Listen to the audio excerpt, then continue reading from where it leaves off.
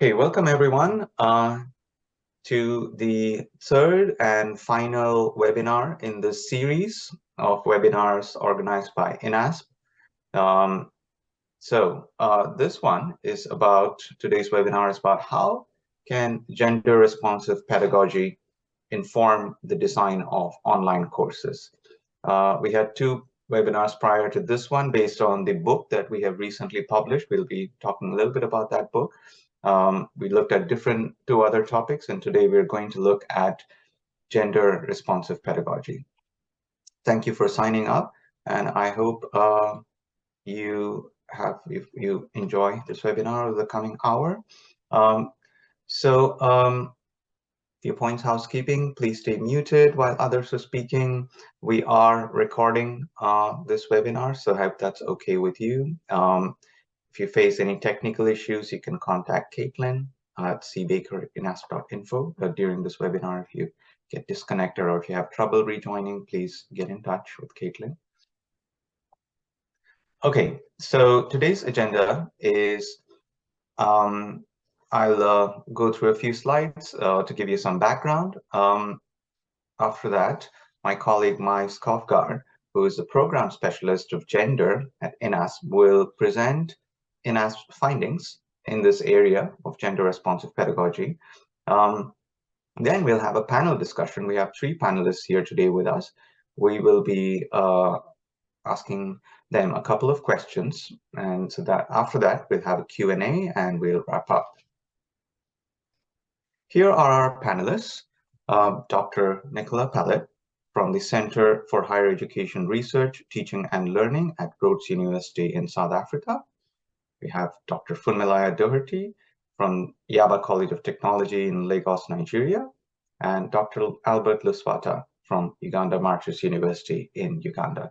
So they'll be coming in a little later in this webinar to share their thoughts on a couple of points to do with gender-responsive pedagogy. So INASP is a nonprofit based in the UK and established in 1992. And our vision is to put research and knowledge at the heart of development. And we do this through various approaches. And over the past 10 years, technology enhanced capacity development, which includes online courses and other ways of working with digital learning at kind of a central theme that has become increasingly important over the past 10 years. When with the start of the COVID pandemic a few years back, we decided to conduct a meta-analysis of the data we've collected since 2011, and we shared those findings and lessons learned in the manner of an open access book that we have recently published. I'll give you the link to that. So that was the origin of the book, and then we thought we would organize a few webinars to distill some of the key points from the book. So that's how we are here today. So as I mentioned, we have been running technology-enhanced programs since 2011. Our massive open online courses are quite popular. Even as just today, we started a MOOC on getting started with research writing and publication. So we regularly offer MOOCs, and we've offered self-study tutorials, specialist courses for other audiences, and other kind of ways. It's not just online courses, but if you look at our book, you'll learn more about the various kinds of digital technology and capacity development that we have kind of worked with. So this is the book. You can get to it quite easily. We put a QR code here. Yeah, and at this point, I will hand over to my colleague Mai. Mai, Thank you, Ravi. As Ravi has mentioned, You can access our book through the QR code that's displayed here, or through African Minds website, or through the INAS website. It's published open access, and the book was published at the end of January this year. You can also request a print copy of the book if you prefer hard copy. Could we have the next slide, please, Ravi? So in the book, there's a whole chapter on methodology. So I'm just going to roughly sort of outline what that consists of here. So overall, we've conducted a synthesis of data on our technology-enhanced learning initiatives. And this is data that we've collected from 2011 to 2020, so a decade's worth of data. And we then commissioned an external research consultant to do the analysis of the data for us. And the types of data that we've included in the book are learning analytics and participant feedback data. So this includes data from more than 20 different online and blended learning initiatives or courses. And many of these courses we've run on multiple occasions. And data was then combined across all of these courses to ensure robustness. We've also included qualitative data from semi-structured interviews with INAS partners. We interviewed around 20 of our partners about their experience of technology-enhanced learning and the impacts of specific initiatives between the period from 2015 to 2020. We've also included secondary literature produced at INASP throughout the years. So this includes 30 published reports and blogs, in addition to a range of internal reports and documentation that we have at INASP as well. And then finally, we reviewed academic literature, which considers technology-enhanced learning either exclusively or partially within the context of the Global South. And we've included a total of 30 books and articles in our synthesis of this academic literature. And these then formed a backdrop against which we've interpreted our own data. Could I have the next slide, Ravi?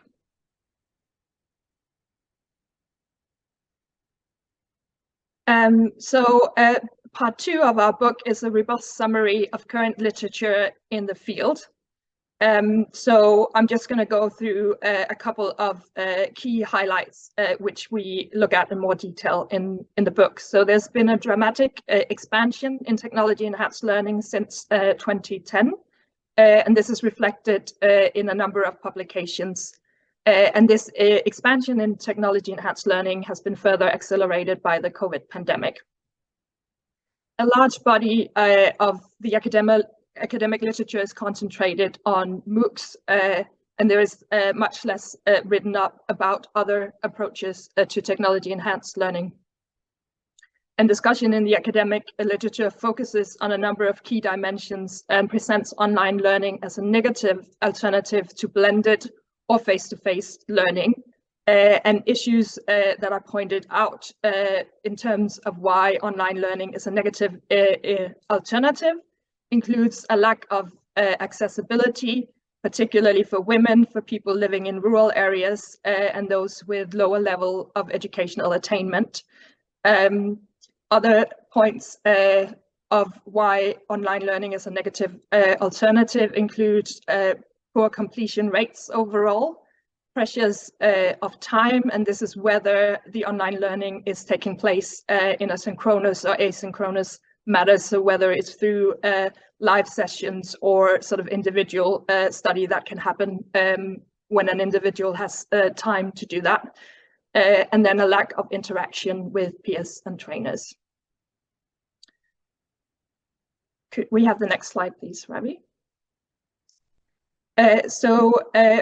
Through going through this academic literature, we were able to identify 6 assumptions prevalent in the literature around TEL in the Global South. And these 6 assumptions are that technology-enhanced learning is associated with a lower level of equity in participation and outcomes compared to face-to-face learning, that technical and technological barriers to online participation are widespread and reduce the efficacy of learning. That combining online learning and face-to-face approaches is more beneficial than training conducted exclusively online. That online learning does not support participants' interactions well, and this has a negative impact on learning outcomes. That timetabling online learning, whether synchronous or asynchronous, is challenging. And finally, that the use of a one-size-fits-all approach to designing technology-enhanced learning is inherently problematic as it does not take account of context. We then took each of these 6 assumptions and we tested it against our own data. And this is then presented in the book. And some of our findings when we tested these 6 assumptions against our own data correspond with the 6 assumptions, and others are at odds with the 6 assumptions. So in today's webinar, we're going to focus on the first assumption, which is that TEL is associated with a lower level of equity in participation and outcomes compared with face-to-face learning. And particularly what we're going to be focusing on today is the aspect of equity and how gender-responsive pedagogy can inform the design of online courses. Could I have the next slide, please, Ravi? So first, I'm going to take you through some key findings in our study related to this first assumption. So across the 14 MOOCs that INASP has delivered between 2015 and 2020, participants have come from 147 different countries, predominantly countries in the global south. So we've had participants from a wide variety of countries. And 10 countries, most of these in Africa, consistently supply more than 50% of our course participants across a range of activities. When we look at completion rates in our MOOCs, these tend to be between 40% to 60% overall, and for some of our smaller courses, completion rates tend to be much higher. If we look at gender, women have generally only been slightly underrepresented in our courses. They make up 4 in 10 starters in our MOOCs, and sometimes more than half.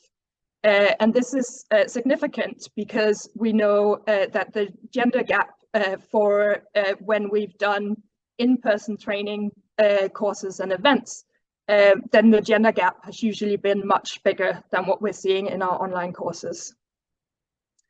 And looking at over 3,000 people who participated in one of INASP's MOOCs, women's confidence levels increased slightly more than the confidence levels we saw increase in those for men. And this might be because men tend to start out with greater confidence in what they already know, but we still think it's worth noting that as a result. If we look again at completion rates from with a gender lens, women are slightly more likely than men to complete our MOOCs. It's a marginal difference. Completion rates for women on our MOOCs are between 49% to 72%. And this compares with completion rates for men between 47 to 68%. But we still think it is significant, even though it is only a marginal difference. Could we have the next slide, please, Ravi? So here you can see some figures for the countries from Africa that are among our top 10 countries where participants come from in our MOOCs. And you can see the total completion rate of participants and then the percentage of women that are completers on the courses from those countries. And it's important to point out that what our findings do not suggest is that more women are accessing online learning and succeeding or benefiting through online learning than men are. But they do suggest that compared to the academic literature, there's a slightly more positive picture emerging from the data we've collected through INASP, and therefore the impact that our courses are having when we look at participation, completion rates, and increase in confidence levels for women and men, respectively. And this therefore gives us reason to think that digital learning could offer new possibilities for women to develop skills and confidence, which might help to overcome some of the deeper and structural barriers that they encounter.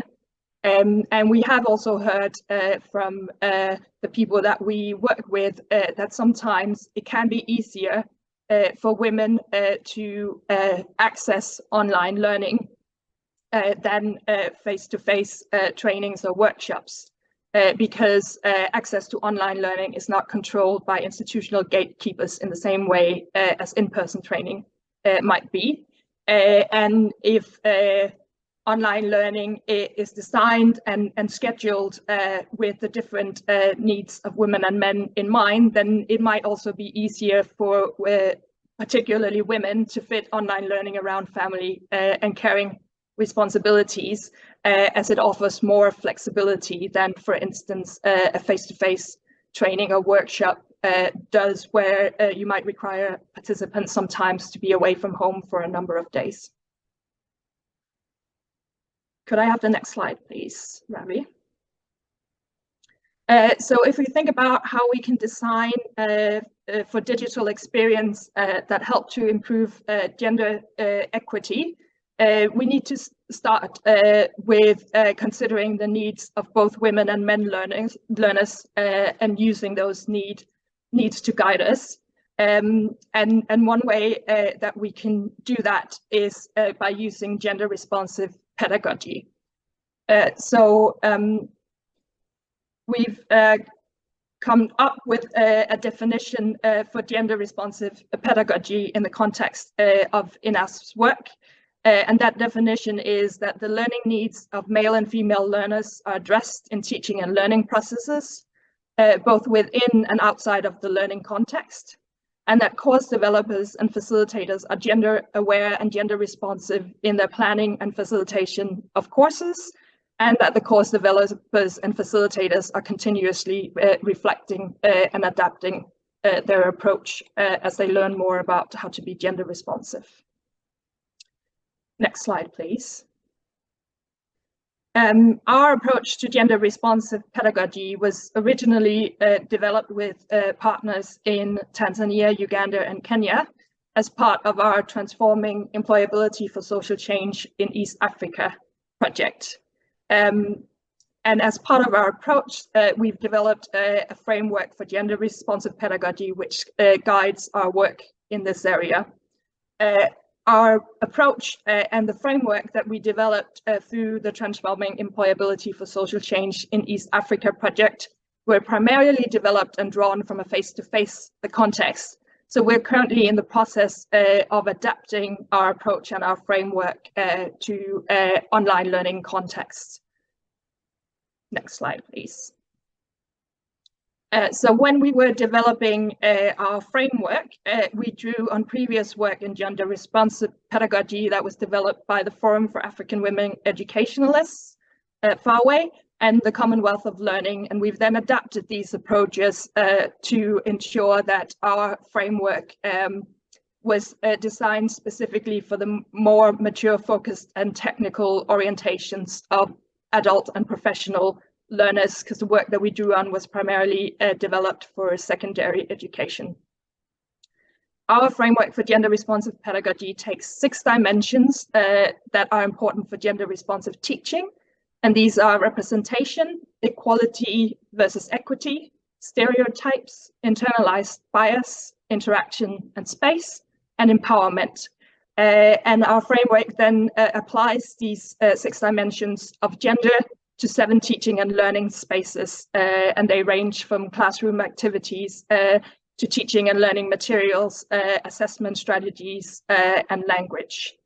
And as I mentioned, we're currently working to customize this framework, which was primarily developed in a face-to-face context.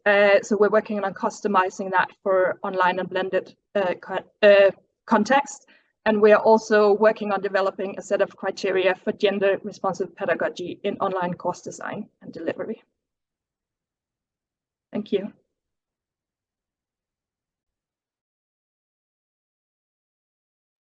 Right.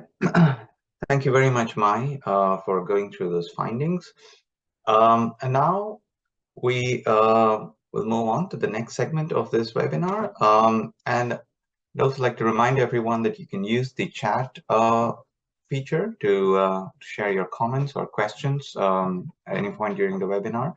So our panelists today are Dr. Nicola Pallet, Dr. Funmilayo Doherty, and Dr. Albert Luswata. We have prepared a couple of questions that for our panelists, and I'll be reading them out. So the first one is, what is the current state of gender-responsive pedagogy in online learning in your context?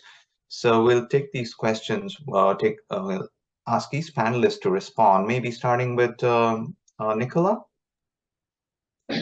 Sure. Can you hear me all right, Ravi? Yeah. Great. So I work at Rhodes University in South Africa, and my field is educational technologies and higher education. So my context is that I'm supervising postgraduate students in this field, and I facilitate and design customized short courses and professional development opportunities for lecturers and people who are supporting lecturers with blended learning at other universities. So my supervision and teaching happens mainly online. I adopt quite an intersectional view of gender, so being aware that someone's not just a woman, but sometimes also a mother, or has a particular role at work, from a particular culture, and other aspects of their identities that are, in addition or intersected with, being a man or a woman. So, for example, if someone in a postgraduate student or a course participant is designing a intervention or support opportunity for lecturers at their institution, I also have to kind of encourage them to be mindful and think about what are the other things. Are you in an academic or service role? Do you have a PhD yet? These are the things that impact the kind of rapport that they have with lecturers at their institution, that impacts on the kinds of things that they can design. So I have to be aware that my own approaches are quite linked to my positionality and can be different for someone else, because I have a PhD and I'm in an academic role. So I've also got to talk to students about positionality, and it is actually part of our postgraduate students' research proposals that they engage with positionality. So it's part of our, I would say, very much, comes into those discussions. And I think, one also has to be vulnerable. So even, myself being a woman in the EdTech field, sharing my own stories and, how I try to work against gender stereotypes often is something that, I have to be aware of sharing and incorporating into discussion with students, course participants. So positionality becomes, in a way, part of the content, you can put it that way, but also part of reflection that is related to their practice and things that they want to learn. So I think also gender responsive pedagogy involves principles of gender equity and inclusion that you can bring into the supervisory or course design and facilitation process. And there's sometimes aspects that you don't think about intentionally as being designed for, but it's part of your pedagogy. And even if you're co-teaching, how you relate to the people that you co-teach with and the dynamics between you, and whether this is face-to-face or online. What messages does this send to a group of people that you're teaching or working with? And are you conforming to gender types, or you gender stereotypes, or finding that you actively have to work against these? So sometimes when you are in a teaching team, you maybe recognize that you're working, that there are maybe unique challenges and experiences that your participants face or may have faced in the past that they bring with them to this particular learning experience. And even ourselves as teachers, facilitators, we're shaped by our own experiences, I think, and we need to be aware of how we create this inclusive and supportive learning environment. So how I relate to my male co-teachers might be very unfamiliar to people in other contexts. So sometimes we've actually got to discuss these and talk about the power relations in their spaces, and what that's like. However, I think one has to do it at a particular time when you know participants a little bit better and have some rapport with them. Yeah, I mean, I've been in courses where I co-taught with a very senior male colleague, and the students, even though I had my PhD already, saw me as his PA, and someone who did the kind of admin side of the course, whereas the students refer to him as prof. And back then, I didn't really have the vocabulary to talk to the students about this. And I felt like I also didn't know them very well or had established that rapport, because it was a block release format. And so they come for a week face-to-face, and then the rest of the course is online, where they work on the assessment. And I wasn't involved in all 4 courses that were part of the program. So I didn't really have that space to kind of have that respectful discussion about gender-related topics. So I think it depends on the kind of relationships that you have with students.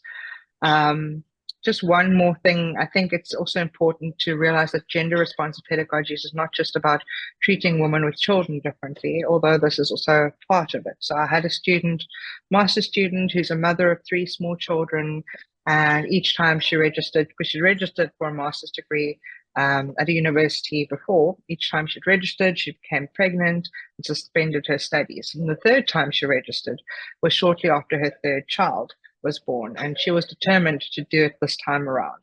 And we met online at times when her husband could assist her with child caring after work, and communicated asynchronously and via email and WhatsApp, in addition to these live meetings. And she really valued the support and flexibility, but she also she put the work in. She finished her master's degree, but I think it was not just because I was more flexible as a supervisor, but it was also because she had a very supportive husband. And I think not all married female postgraduate students or female academics have supportive families or partners. So I think that's also important to think about, and how are people feeling included or feel that they're getting the support that they need, and whether there's space for them to request particular kinds of support.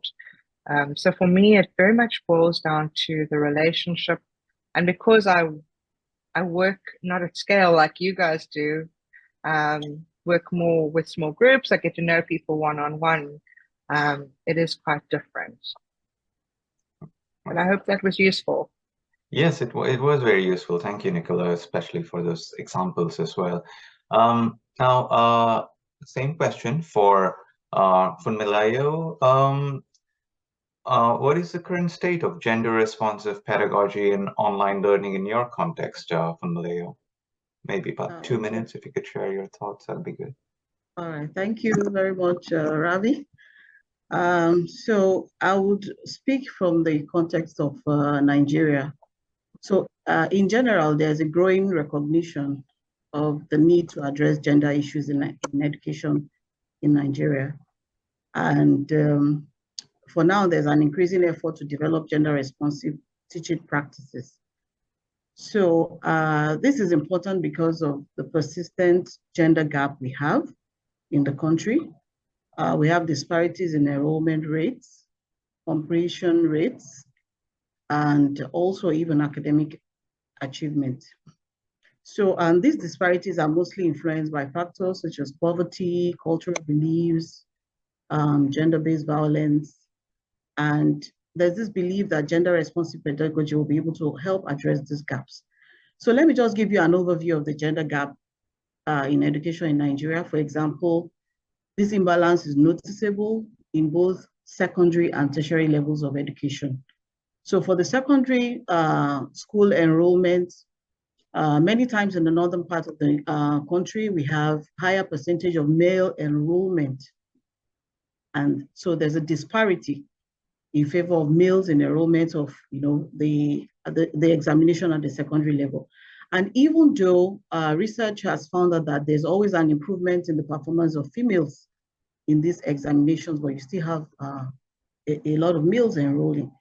So in a study I conducted in my institution to determine the gender parity index for a period of 5 years, because my institution is a TVET institution, Technical Vocational Education and Training. And this is, the gap, the gender disparity is quite evident in this area of education. So the gap is noticeable, especially for programs like engineering. For a particular year, the research discovered that we had courses like marine engineering technology recording a GPI of 0. That's a gender parity index. Then that is the general pattern for engineering, especially in my institution. While there are some courses that are in favor of females, like hospitality management, food technology. Now in Yabatech, we also have the open distance flexible e-learning programs. For some programs like the business administration, mass communication, accountancy, there's a disparity in favor of males because you have more females, enrolling for these programs online. So the gender gap, I would say, exists in 3 stages. You have recruitment and enrollment into training, then retainment, because girls and women who do move into STEM or TVET, staying in the program and completing them remains a challenge. And also transitioning into, STEM-related careers is also a problem. And we also find out that even the girls many times don't complete this training. So there's a leaky pipeline between girls and women moving from STEM training into STEM-related careers.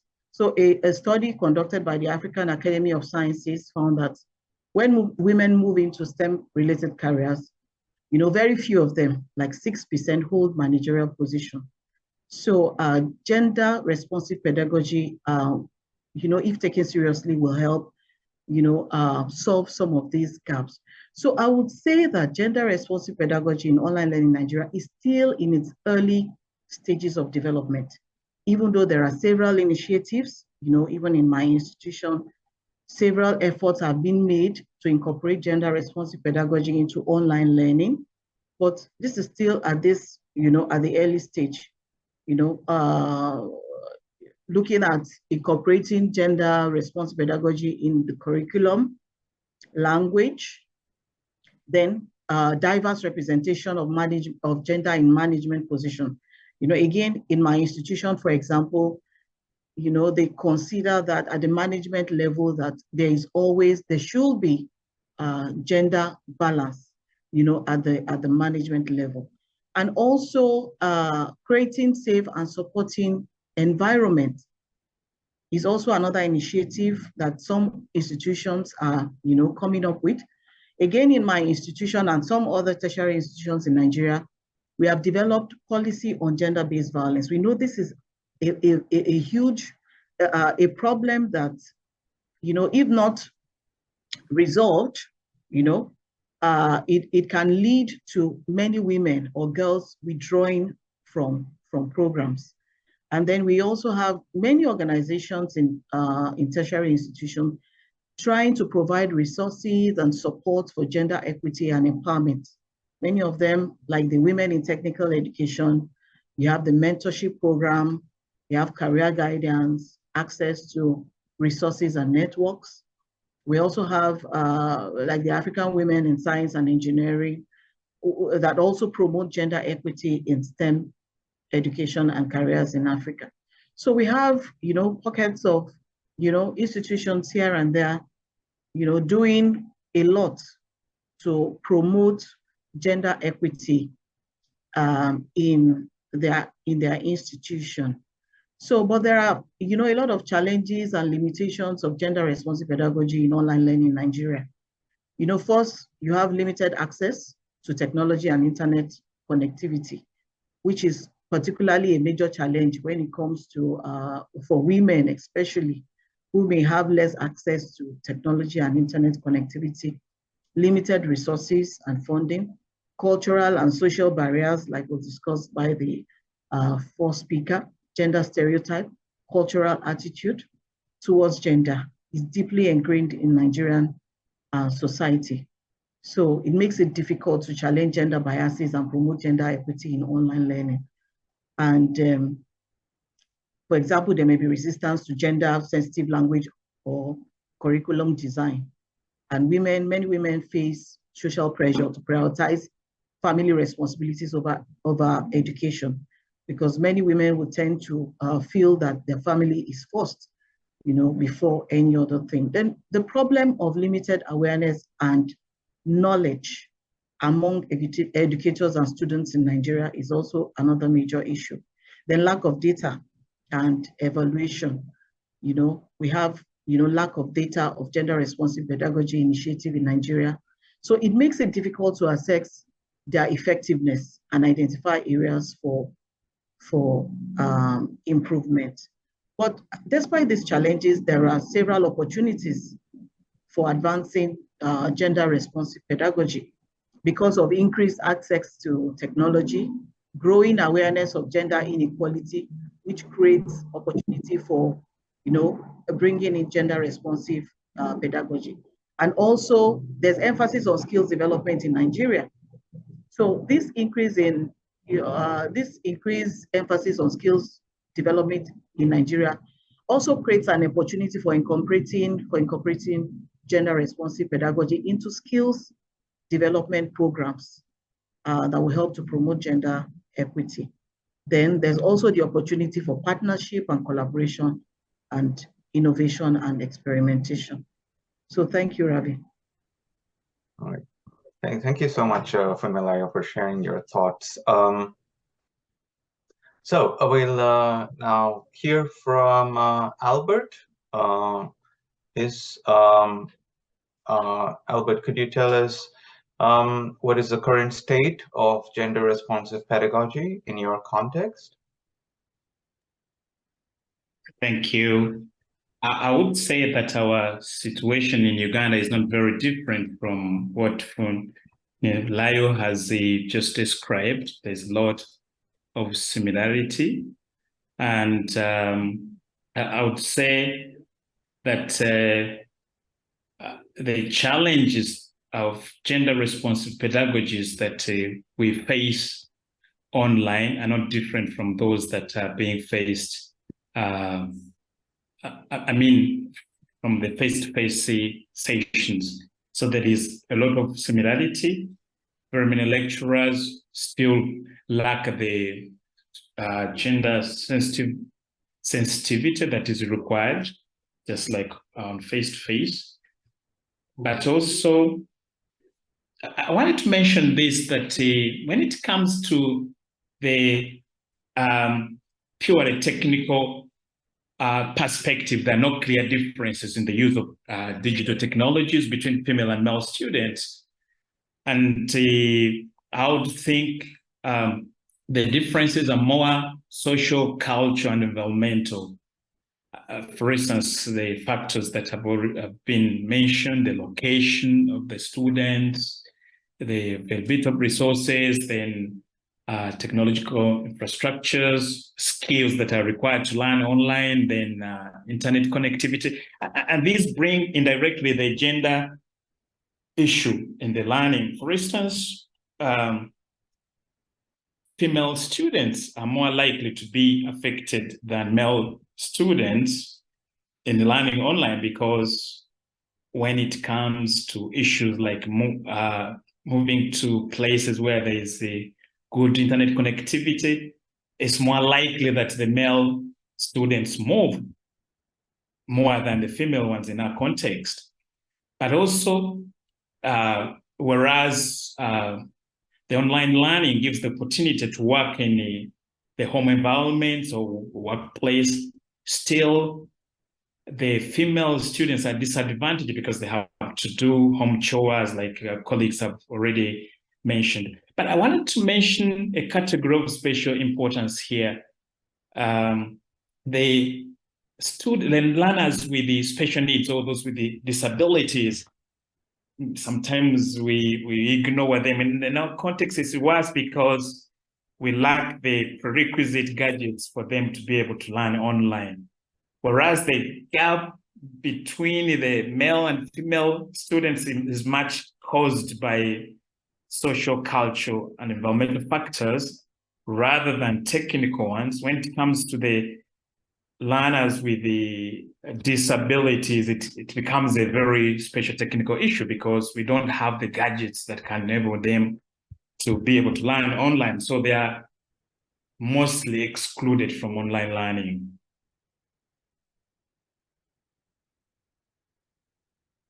Thank you, Albert, for sharing your perspective. We have another question, and that actually is quite aligned with one of the questions we've got from in the chat.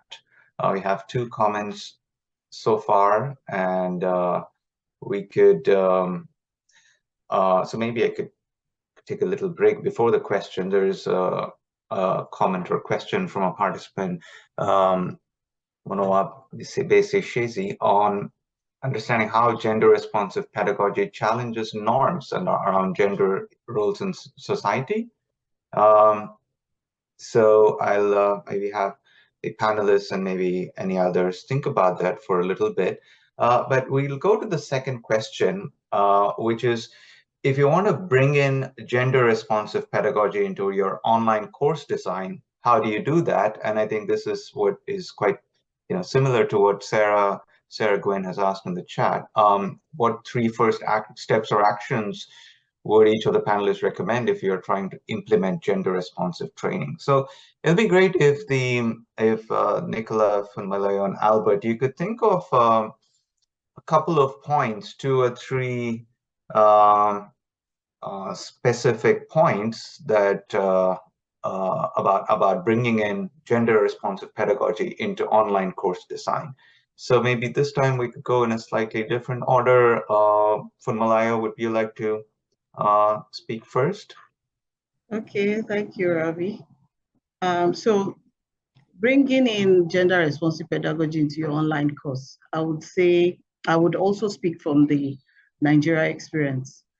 You see, the curriculum we use in Nigeria for our open distance, flexible e-learning and other programs are approved by a supervisory body, which is known as National Board for Technical Education, and in the policy, in the national policy on ODFL, one of the guiding principles is inclusiveness, promoting equity, equality, trying to reach girls and women.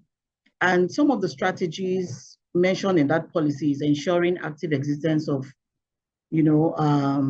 initiatives or providing ODFL programs or curriculum that guarantee social equity. So all these things are stated in the policy, but you see, it is now left for institutions and individuals to implement this. And from my own perspective, I would say, if you want to bring in gender-responsive pedagogy into your online course, first, what you need to do is to conduct a gender analysis of your course, of the online course. And you can do that by analyzing various aspects to ensure that gender equity and inclusivity, is brought in. So we have areas like course content, review the course material, including the readings, lectures, videos, assignments to assess if they reflect gender diversity and inclusivity. Then you can also check if content avoids gender stereotypes, if your content promotes gender equality. Then the second point is gender and is language and terminology. You need to evaluate the language in your online course for any bias, ensure that the language is inclusive, avoid gender-specific assumptions, respect gender identities beyond binary understanding, and also provide examples, case studies in your online course to ensure they cover a range of gender and diverse experience. You should also look at visuals, images used in your course materials, your slides, your illustration, multimedia content. Do they reflect diversity, inclusivity in terms of gender representation? Then discussions and activities in your online course, you need to also analyze and look at it. Discussion forum to ensure that they provide a safe and inclusive environment for participants of all genders. Respect diverse viewpoints, encourage dialogue in gender-related topics. You can also look at the assessment and evaluation of your online course. You review the assessment methods and criteria in your online course to ensure that they are fair and unbiased and providing equal opportunities for students. In your resources that you provide in your online course, support resources, you need to evaluate the availability of this, such as counseling, students who may face gender-related challenges or discrimination. How do they report this? What kind of support is being given to them? How do you promote a supportive learning environment? Then your feedback mechanism in your online course. You need to assess the feedback mechanism, check if they provide opportunities for students to express concerns, suggestions regarding gender-related issues, and also allowing continuous improvement. Then instructor training and awareness, excuse me, is also very important because the awareness is not there for instructors, for lecturers on gender-related issues. So you need to encourage also instructors, facilitators to foster a respectful and inclusive learning environment. And I think when all this is being done, that is the gender audits, analyzing, analysis of all that I have listed, then you'll be able to identify areas for improvement and then finally make changes for course design to address the identified areas for improvement. Thank you. All right. Thank you so much, Funmilayo. So now, again, maybe in the theme of slightly different order, perhaps, Albert, could you share your thoughts on how can we incorporate gender-responsive pedagogy into online course design? Perhaps a couple of specific suggestions. We're into the final 10 minutes of the webinar, so it would be nice to keep things a bit short. So, Albert? Thank you, Ravi. In the first place, I would like to say that most or many of the gender-responsive pedagogies and sensitivities that apply in a face-to-face context do apply also in the learning environment online. So it's very important to recognize that, although there are some specifics, especially because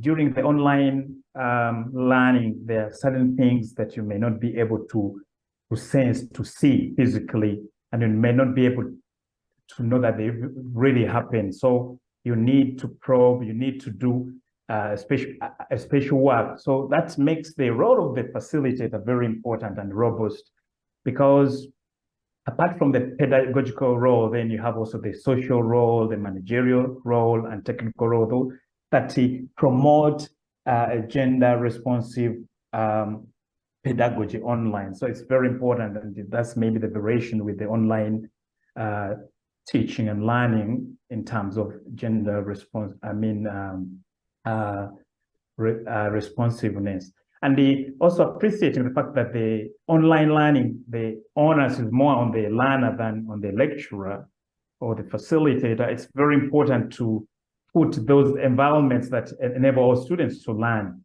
and also knowing that different students learn differently. So that means the planning of an online session there are some sensibilities and activities that can be done to enhance gender responsive pedagogy. One of the things is beginning right from the equipment that students need to learn online. One needs to ensure that all the students have access to the equipment that they need and the resources like gadgets, computers, and the resources. If not, you can provide them so that no one is left out. But the other very important thing is also the choice of the learning platforms. Like when I was presenting, we don't have to follow the principle that one size fits all because the contexts are different. So apart from the conventional platforms of learning, the Google Classrooms, the Moodle, the Google Meet, and the tools that are used, in our context, it's important to think also about the unconventional ones that people can have even when they're at home. We have very many cases of colleagues who have been using WhatsApp in our context to teach. And probably that's a lot easier than maybe access to Moodle or Google Classroom at some point. So one needs to plan that.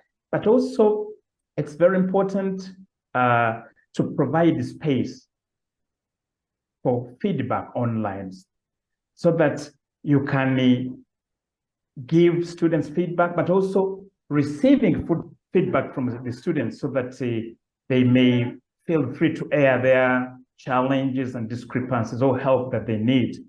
So you can also maybe individually contact them through a call or something so that you don't leave anyone out. But like in face-to-face learning, we need to invite guest speakers. One needs to think about which kind of guest speakers am I inviting to my class? Is it always a male figure? Or I can alternate such that it promotes the sense that it's not only maybe this kind of gender or the other. I was also thinking about the teaching methodologies that we choose. Some can promote or hinder the learning of some students. For instance, online teaching allows, for instance, for small groups where both male and female students may be involved through breakout rooms that some gadgets, some platforms provide. Think about if you're planning to have, for instance, groups, you don't simply let the learning management system to create them for you. You intentionally choose groups that are mixed, both the males and the females, so that they are not learning alone, but they're mixed. But also thinking about other possibilities that online tools give us, like working on collaborative wikis, projects, discussion forums. All of these, when you're planning your classes, you can put them. But also the question of when you plan to have, especially the synchronous sessions, is very important that you put into consideration the activities that we mentioned before, that some of the students, like the female students, may have at a particular time, so that you don't disadvantage them to miss the classes. And yes, the issue of also of the timelines, the deadlines, you have to have that flexibility. Maybe I stop there, Ravi. Yeah, thank you. Thank you, Albert. Yeah, since we are now getting to about, we have just a few minutes left. So maybe there's a really interesting comment that I'd like to take. So how about Nicola, would you like to share your thoughts on how gender responsive pedagogy challenges norms around gender roles in society for maybe about 2 minutes or so before we wrap up? We have just 5 minutes left. Yeah, sure. I think definitely it's something that is tricky. I mean, the people come, to your course, socialize in a particular way. You don't necessarily always know it ahead of time. I mean, you've got Funmilayo mentioned an evaluation and, how you can use feedback. And someone in the chat spoke about, well, what advice do you have when you're teaching for the very, very first time? And I think that, you could do a pre-course survey. It sometimes gives you a sense, and you can ask, I've done this where I've asked about people's availability, what kind of tasks they'd like to see in the course, and if there's anything else they think I should know about to inform the design. But often, because people are so socialized into particular gendered behaviors, they can't actually give you that information. And it's only when you're on the course that you know about that. I would say through experience, you get to, you can kind of tell what potential power dynamics may arise, particularly when you have men and women from different African countries, and you perhaps become accustomed to, some of the norms from their context, but you can design activities, I think, where you can, and scaffold where there are, some reflections and discussions about, ways of being respectful and sort of how to engage with each other to value diverse perspectives. I think making gendered discussions part of the course helps to bring people's awareness about how they socialized. And also, I think for your facilitators, having opportunities. So you mentioned facilitator awareness training. Something like, behind the scenes that maybe your participants don't see, but that your team needs to be aware of. So did you realize, or notice that this male person perhaps takes up a lot of space in the discussion? And, what did we do to create, more equal opportunities for our female participants? Perhaps you invited someone, a female participant to share her perspective afterwards. So I think that's some ways to get around it. It's very difficult. I mean, challenging, or sometimes people's beliefs around gender are socialized, and perhaps the course requires them to engage in particular ways. So we had an activity, it was actually a group activity, and you kind of have to, you pair the people, make sure if in that group, you've got an equal balance of men and women, people from different countries, and really, saying, diverse perspectives are important, kind of valuing that. And I think eventually it might be, I think they don't trust it initially, but through the experience, they see that it's part of the learning. And that particular course was about being an online facilitator. So, I mean, it was important for them also to reflect on their experiences. Great. Thank you so much, Nicola. So we have now come to the end of this webinar, and I'd like to thank our panelists once again, Nicola, Funmilayo, and Albert. If you'd like to learn more, here's the open access book that we recently published. So with that, we have reached the end. I hope you had a productive hour. Thank you so much for joining us. Bye-bye. Thank you, Ravi. Bye.